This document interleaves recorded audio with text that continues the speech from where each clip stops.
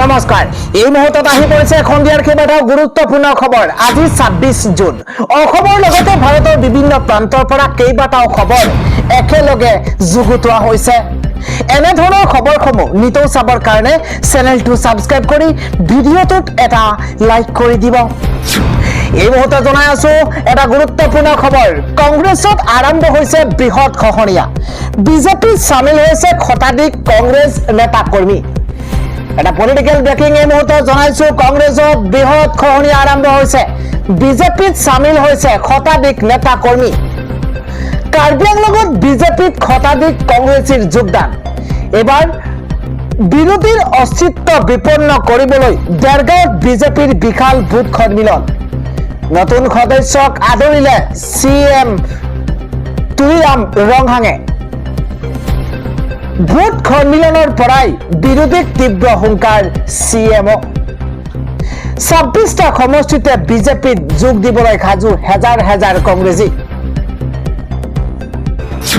খন্দিয়াৰ আজিৰ পৰৱৰ্তী ডাঙৰ খবৰ দিনক দিনে উন্নতি হৈছে সংখ্যালঘুৰ কষ্টক এবাৰ প্ৰশংসা কৰিছে ৰাজ্যৰ মুখ্যমন্ত্ৰী হিমন্ত বিশ্ব শৰ্মাই এটা ব্ৰেকিং এই মুহূৰ্তত জনাইছো ৰাজ্যত একেবাৰে আন্দোলন নকৰা জাতি হৈছে সংখ্যালঘু মুখ্যমন্ত্ৰী গৰাকীৰ মন্তব্য দিনক দিনে উন্নতি হৈছে সংখ্যালঘুৰ নামনি অসমৰ ন্যায় লাহে লাহে কষ্টেৰে উন্নতি কৰিছে ৰাজ্যৰ সংখ্যালঘুৰ প্ৰশংসা শুনা গ'ল মুখ্যমন্ত্ৰী হিমন্ত বিশ্ব শৰ্মাৰ মুখত আমাৰ ল'ৰা ছোৱালী আন্দোলনত ব্যস্ত হৈ আছে সংখ্যালঘু ছাত্ৰ ছাত্ৰী পঢ়া শুনাত ব্যস্ত আন্দোলনমুখী মানসিকতাৰ বাবে আমি পিছুৱাই গৈছো আন্দোলন নকৰা লোকে প্ৰতি বছৰে 350টাকৈ মেডিকেল সিট লৈ যায় নামনি আৰু মধ্য অসমৰ সংখ্যালঘু ল'ৰা ছোৱালী লৈ গৈ আছে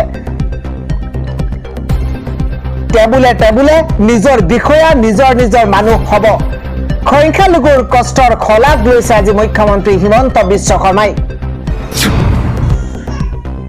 আমি জনাই আছো খন্দিয়াৰ আন এটা ডাঙৰ খবৰ ভয়ংকৰ ভূমিকম্পই কঁপাই গৈছে আজি 10,000 লোকৰ মৃত্যু হৈছে এই মুহূৰ্তত খবৰটোকৈ ডাঙৰ খবৰ শতিকাৰ আটাইতকৈ সংহাৰী ভূমিকম্পত শেষ হৈ গৈছে দেশ ধ্বংসস্তূপত এবাৰ সহায় বিচাৰি কিৰিলি পাইছে হাজাৰ হাজাৰ লোকে ভূমিকম্পত ভেনিজুৱেলাৰ 10,000 লোকৰ মৃত্যু হৈছে এই মুহূৰ্তত এটা বিগ ব্ৰেকিং নিউজ হাজাৰ হাজাৰ লোকৰ নাই এতিয়াও কোনো সন্ধান মৃতকৰ সংখ্যা 1 লাখ অতিক্ৰম কৰিব পাৰে বুলি সন্দেহ কৰিছে চৰকাৰে সংহাৰী ভূমিকম্পৰ পাছত 20টাকৈ নতুন ভূমিকম্প এটা বিগ ব্ৰেকিং নিউজ অন্য দেশৰ পৰা সহায় বিচাৰিছে ভেনিজুৱেলাৰ ৰাষ্ট্ৰপতি ডেলচিয়ে চকুৰ সন্মুখতেই হাজাৰ হাজাৰ অট্টালিকা তাজপাতৰ দৰে খহি পৰিছে ভেনিজুৱেলাৰ ৰাজধানী কাৰাকাছ ধ্বংস হৈ পৰিছে সবাতোকৈ ডাঙৰ ভূমিকম্প হৈছে উদ্ধাৰকাৰী দলে উদ্ধাৰ কাৰ্যত হাবাতুৰি খাইছে ধ্বংসস্তূপৰ পৰা দমে দমে ওলাইছে মৃতদেহৰ খাৰী ইতিমধ্যে উদ্ধাৰ হৈছে অনুমান কৰক কি ভয়ংকৰ ভূমিকম্পৰ জোকাৰণি নিম্নমানৰ নিৰ্মাণে বিপদ মাতিছে দেশখনলৈ অট্টালিকাসমূহৰ ইমানেই নিম্নমানৰ আছিল যে সহ্য কৰিব নোৱাৰিলে 7.5 ৰিক্টাৰ স্কেলৰ ভূমিকম্প সহিব পৰাকৈ কৰা হোৱা নাছিল নিৰ্মাণ আৰু মৃতদেহ ৰাখিবলৈ ঠাই নাইকিয়া হৈ পৰিছে হস্পিটালত ডাঙৰ খবৰ ভেনিজুৱেলাত ইমাৰ্জেন্সি ঘোষণা কৰা হৈছে 7.5 ৰিক্টাৰ স্কেলৰ প্ৰথমটো ভূমিকম্পৰ পাছতে আফটাৰ শক 40 ছেকেণ্ডৰ ব্যৱধানত 7.2 ৰিক্টাৰ স্কেলৰ আন এটা ভূমিকম্প হাজাৰ হাজাৰ লোকৰ কোনো সন্ধান নাই এতিয়ালৈকে ডাঙৰ খবৰ এই মুহূৰ্তত জনাইছো ভেনিজুৱেলাত ইমাৰ্জেন্সি ঘোষণা কৰা হৈছে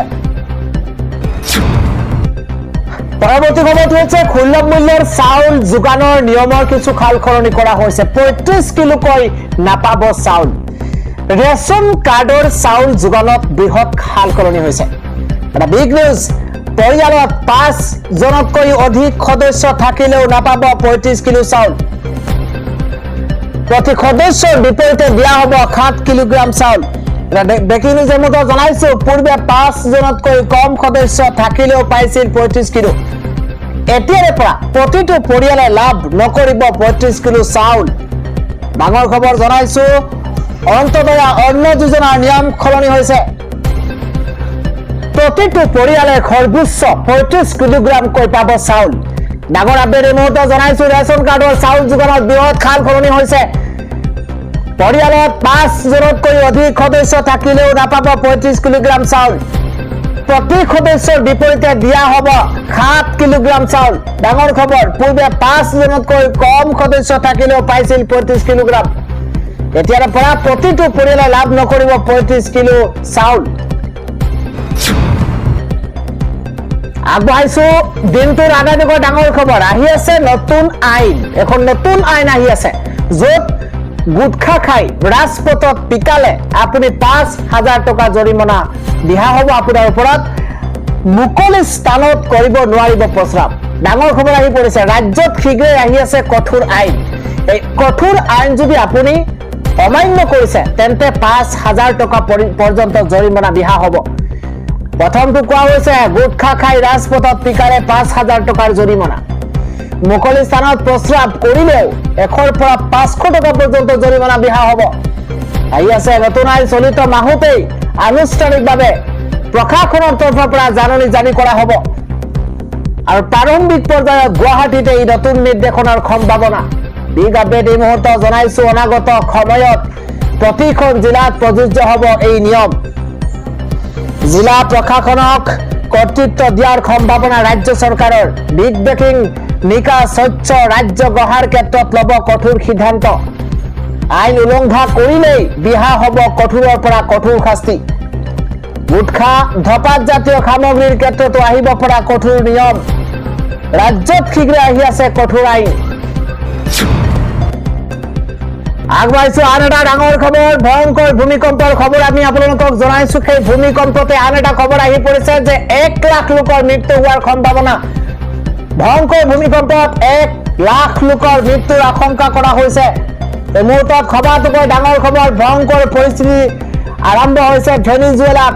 ভেনিজুৱেলাত পৰিস্থিতি অতিকৈ ভয়ংকৰ। সময় যিমানেই বাগৰিছে সিমানেই মৃতকৰ সংখ্যা প্ৰতিটো মুহূৰ্তত বৃদ্ধি পাইছে।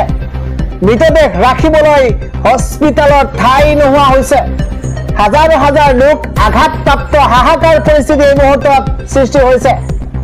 ইমাৰ্জেঞ্চি যিহেতু ঘোষণা কৰা হৈছে ভেনিজুৱেলাত, পৰিস্থিতিৰ প্ৰতি লক্ষ্য ৰাখি চিকিৎসক আৰু নাৰ্ছক হস্পিটেলত থকাৰ নিৰ্দেশ দিয়া হৈছে। ছুটীত থকা চিকিৎসক নাৰ্ছক কামলৈ উভতি অহাৰ জৰুৰী নিৰ্দেশনা দিয়া হৈছে।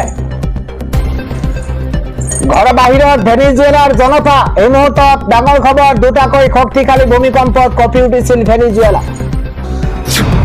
পৰৱৰ্তী খবৰটো হৈছে চুবুৰীয়া দেশ ম্যানমাৰত কি হৈছে। 135টা শিশুসহ 207 জন নাগৰিকক নৃশংসভাৱে হত্যা কৰা হৈছে। ডাঙৰ খবৰ, ম্যানমাৰত প্ৰতিদিনে বৃদ্ধি পাইছে বিভীষিকাময় পৰিস্থিতি। সাধাৰণ নিৰ্বাচনৰ পাছতে ম্যানমাৰত হিংসা হত্যালীলা চলিছে। এবাৰ বিগত 6টা মাহত 702 গৰাকী নাগৰিকক নিৰ্মমভাৱে হত্যা কৰা হৈছে। 224 গৰাকী মহিলা সহ 153টি শিশুক নৃশংসভাৱে হত্যা কৰা হৈছে। ম্যানমাৰত জনতা বাহিনীৰ নৃশংসতাই জোকাৰিছে সমগ্ৰ বিশ্ব। প্ৰাণৰ মমতাত ম্যানমাৰ এৰি পলাইছে ৰোহিংগীয়া শৰণাৰ্থী। ৰোহিংগীয়াৰ শিবিৰতো আক্ৰমণ কৰিছে জনতা বাহিনীয়ে। গৃহ যুদ্ধত বিধ্বস্ত হৈ পৰিছে চুবুৰীয়া ৰাষ্ট্ৰ ম্যানমাৰ। ম্যানমাৰত প্ৰতিদিনে বৃদ্ধি পাইছে বিভীষিকাময় পৰিস্থিতি। সাধাৰণ নিৰ্বাচনৰ পাছতে ম্যানমাৰত আৰম্ভ হৈছে এই কাণ্ড। পৰৱৰ্তী খবৰ, 55 টকা জমা কৰি আপুনি লাভ কৰক প্ৰতি বছৰে 36,000 টকা। মোদী চৰকাৰৰ তৰফৰ পৰা আহিছে এই বৃহৎ আঁচনি। এটা ভাল খবৰ ৰাজ্যবাসীৰ কাৰণে জনাইছো।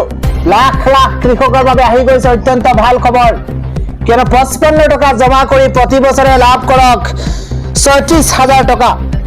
মোদী চৰকাৰৰ বৃহৎ আঁচনি কৃষকৰ বাবে আহি পৰিছে ভাল খবৰ, কিয়নো কৃষকৰ জীৱন সুৰক্ষিত কৰিবলৈ এই পদক্ষেপ গ্ৰহণ কৰা হৈছে। বিগ আপডেট এই মুহূৰ্তত, বৃদ্ধ বয়সত যাতে কৃষকসকলক সমস্যাত নপৰে তাৰ বাবে এতিয়া এই আঁচনি গ্ৰহণ কৰা হৈছে।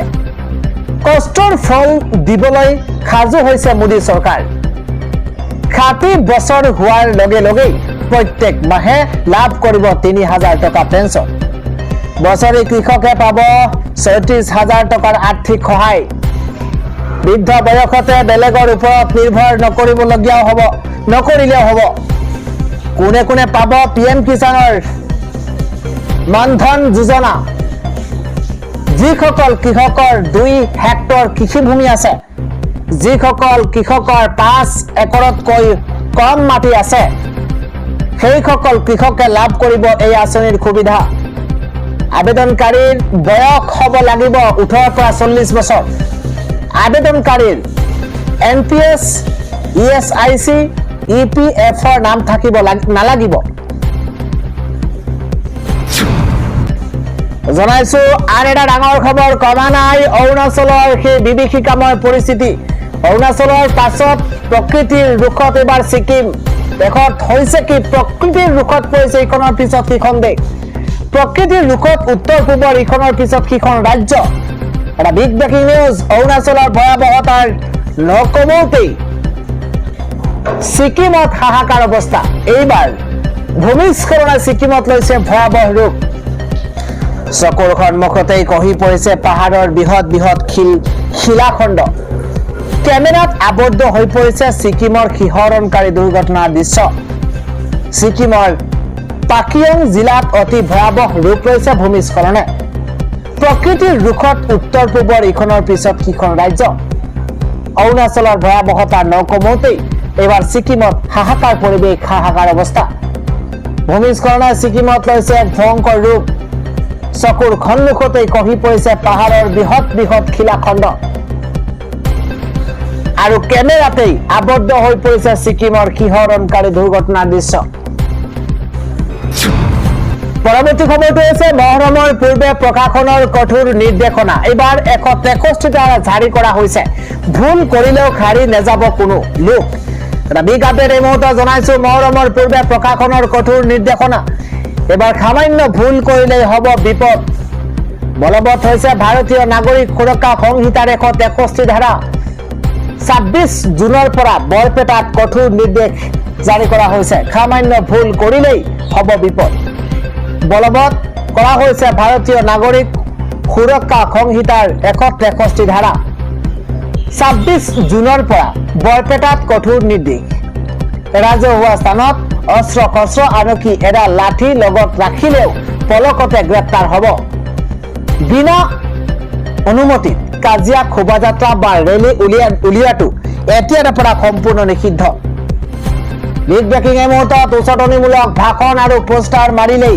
মুহূৰ্ততে আপোনাক কৰায়ত্ব কৰিব আৰক্ষীয়ে প্ৰশাসনৰ অনুমতি অবিহনে জিলাখনত বাজিব নোৱাৰিব লাউড স্পিকাৰ শোভাযাত্ৰাৰ পথত ফটকা বা বিস্ফোৰক সামগ্ৰী কঢ়িয়াই নিয়াৰ ওপৰত তীব্ৰ নিষেধাজ্ঞা নিয়ম উলংঘা কৰাৰ দুঃসাহস নকৰিব নহলে বিপদ নিশ্চিত বৰপেটাবাসীলৈ জিলা প্ৰশাসনৰ তৰফৰ পৰা কঠোৰ নিৰ্দেশনা আহি পৰিছে পৰৱৰ্তী খবৰ সিদ্ধাৰ্থ শৰ্মা আৰু 2 দেহৰক্ষীৰ চিন্তা এতিয়া বৃদ্ধি পাইছে কিন্তু আজিও পোৱা নাই সকাহ আজিও নাপালে সকাহ আদালতত আজিও নিৰাশ হৈ পৰিছে সিদ্ধাৰ্থ শৰ্মা নাপালে অন্তৰ্বৰ্তীকালীন সকাহ ডাঙৰ খবৰ মহাবীৰ একুৱা মুকলিৰ বাবে কৰা আবেদন উচ্চ ন্যায়ালয়ত নাকচ হৈছে জব্দকৃত বেংক একাউণ্ট মুকলিৰ শুনানি অহা 24 জুলাই আদালতত বাহিল জুবিন গাৰ্গৰ 2 দেহৰক্ষীৰ চিন্তা নাপালে কোনো সকাহ CM's স্পেচিয়েল ভিজিলেন্স সেলে ৰুজু কৰা আয় বহিৰ্ভূত সম্পত্তিৰ গোচৰৰ জামিন শুনানি অধিবক্তাই বিচাৰিলে অতিৰিক্ত সময় 23 জুলাইত আদালতত হ'ব শুনানি লগতে গঠন হ'ব চাৰ্জ ফ্ৰেম আদালতত আজিও নিৰাশ হ'ল সিদ্ধাৰ্থ শৰ্মা আন এটা খবৰ শিৱৰাজ সিং চৌহানৰ পুত্ৰৰ বিৰুদ্ধে বিৰূপ মন্তব্য কৰি বিপদত পৰিছে কংগ্ৰেছ নেতা ৰাহুল গান্ধী আজি আদালতত ক্ষমা খুজিছে ডাঙৰ খবৰ এই মুহূৰ্তত জনাইছো ৰাহুল গান্ধী আদালতত ক্ষমা খুজিছে অৱশেষত মধ্যপ্ৰদেশ উচ্চ ন্যায়ালয়ৰ দুখ প্ৰকাশ ৰাহুল গান্ধীৰ পলিটিকেল খবৰ এই মুহূৰ্তত জনাইছো শিৱৰাজ সিং চৌহানৰ পুত্ৰ কাৰ্তিকেৰ বিৰুদ্ধে মন্তব্য লৈ আদালতৰ কাষ চাপিল ৰাহুল গান্ধী এই মন্তব্য অতিকেও সিঙৰ সৈতে জড়িত নাছিল উচ্চ ন্যায়ালয়ৰ ন্যায়ালয়ত আবেদন ৰাহুল গান্ধীৰ বিৰূপ মন্তব্যৰ সমগ্ৰ বিষয়টোক লৈ উচ্চ ন্যায়ালয়ৰ ওচৰত দুখ প্ৰকাশ লোকসভাৰ বিৰোধী দলপতিৰ 2018 চনৰ নিৰ্বাচনী সভাত পানামা পেপাৰ্ছ লিকৰ প্ৰসংগ উত্থাপন কৰিছিল ৰাহুল গান্ধীয়ে। ৰাহুল গান্ধীৰ বিৰুদ্ধে ভূপালৰ আদালতত মানহানিৰ গোচৰ তলিছিল শিৱৰাজৰ পুত্ৰ তাৰ্কিকেই। ভূপালৰ PMLAৰ বিশেষ আদালতে ৰাহুল গান্ধীৰ জাৰি কৰিছিল ব্যক্তিগত হাজিৰাৰ চমন। নিম্ন আদালতত চমনক প্ৰত্যাহ্বান জনাই মধ্যপ্ৰদেশ উচ্চ ন্যায়ালয়ৰ দ্বাৰস্থ কংগ্ৰেছ নেতাগৰাকী কাৰ্তিকেয়ৰ বিৰুদ্ধে মন্তব্য কৰা নাছিল বুলি দুখ প্ৰকাশ কৰিছে ৰাহুল গান্ধীয়ে। বৃহস্পতিবাৰে ন্যায়াধীশ প্ৰমোদ কুমাৰ আগৰৱালাৰ বিচাৰপীঠত আবেদনৰ পৰৱৰ্তী শুনানি। পৰৱৰ্তী খবৰ, হ্ৰাস পাব তেল গেছৰ মূল্য। হৰমুজেৰে ভাৰতৰ দিশে 30খনকৈ জাহাজ আহিছে। ডাঙৰ খবৰ এই মুহূৰ্তত ভাল খবৰ, বিশ্বৰ শক্তি বজাৰৰ পৰা ভাৰতৰ বাবে ডাঙৰ সুখবৰ আহি পৰিছে। কিয়নো ইৰাণ আমেৰিকাৰ চুক্তিৰ পিছত হৰমুজত স্বাভাৱিক জাহাজ চলাচল হৈছে। হৰমুজত যোৱা 24 ঘণ্টাত দুগুণ বৃদ্ধি পালে জাহাজৰ সংখ্যা। হৰমুজৰ অতিক্ৰম কৰিলে ভাৰতৰ সৈতে জড়িত 30খন জাহাজে। ভাৰতৰ দিশে অগ্ৰসৰ আধাতকৈও অধিক LPG আৰু LNG কঢ়িওৱা জাহাজ। 7খন তেলৰ টেংকাৰ আৰু 8খন কাৰ্গো জাহাজ ভাৰত অভিমুখী। পাৰস্য উপসাগৰত অপেক্ষাৰত ভাৰতৰ স্বাৰ্থ জড়িত আন 26খন জাহাজ। বিশ্বৰ 20% তেল গেছ যোগান ধৰা হৰমুজ প্ৰণালী পুনৰ সক্ৰিয়। যুদ্ধৰ বাবে ইৰাণে হৰমুজ বন্ধ কৰাত আকাশলংঘী হৈছিল তেলৰ মূল্য। ছুইজাৰলেণ্ডত আমেৰিকা ইৰাণৰ ইতিবাচক শান্তি বৈঠক আৰু যুদ্ধ বিৰতিৰ প্ৰচেষ্টা। যুদ্ধ আৰম্ভ হোৱাৰ পিছতে প্ৰথমবাৰলৈ সৰ্বনিম্ন স্তৰত আমেৰিকাৰ তেলৰ মূল্য। বিশ্বৰ শক্তি বজাৰৰ পৰা ভাৰতৰ বাবে সুখবৰ আহি পৰিছে, ডাঙৰ সুখবৰ আহি পৰিছে।